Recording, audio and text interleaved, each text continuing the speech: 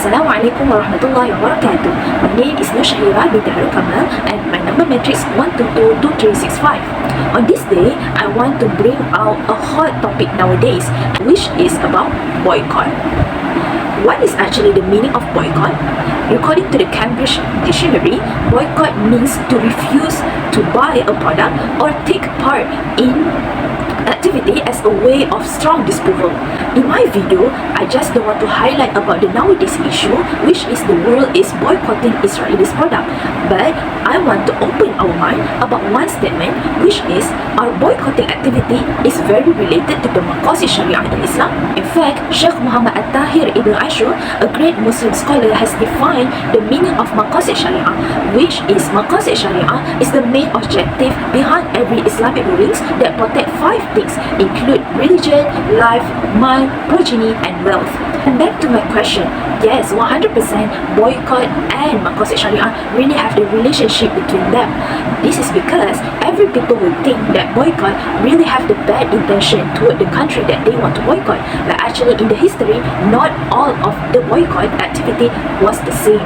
So we went back to the 2020 history, which is the Middle East country put their boycott toward France because they make the publication of the caricatures of Prophet Muhammad SAW.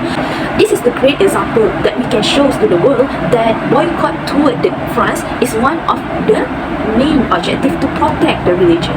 I believe that everyone acknowledge the effect of boycott toward the country, which one of it is the economy at the country will be unstable. But are we really ever explore about this huge impact will give a huge scars toward the employee that work in the boycotting company? So I decided to scroll my TikTok account to find out some proof about this thing, and I already found some experience that being shared by the people that working as an employee in the boycott company. One of it, he says that he worked as an employee in the McDonald's company and he cannot afford until 800 ringgit for his salary for last month in November. Same goes to another comment that says his brother cannot afford his 4 kids in the family because he already fired from the Starbucks company just because Starbucks profit dropped at that month. Not just that, they're also being underestimated and insulted by the community just because they are an employee in that company. And are this community that we really want nowadays? Excuse me, we must realize that this is Malaysia. Firstly, they are working in this company. They have no choice unless they must support their family and also themselves to make sure that they survive in Malaysia by working any of kind of work. And second thing, we must realize that this company mostly is the franchise company. Franchise company, as we know, must buy the royalty to the original company. And this employee just work for the company and do not involve anything in the payment matters. Technically, this issue has been shared and also discussed by one Ustad in his TikTok account that we call as Ustad Lah. To summarize, Ustad Lah says, even though we are in the boycotting phase, do not ever insult the people that work in the boycott company, and as a community, give them solution and also support if they want to.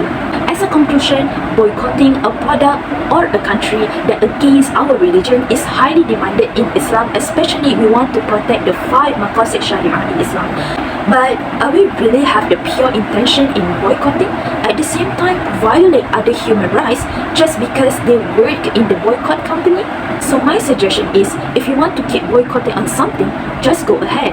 Just because you are boycott on something, it doesn't mean you have the ticket to insult each other just because the others not boycott the product or the country. For the people that work in the boycott company, it's your choice to stay or not in that company.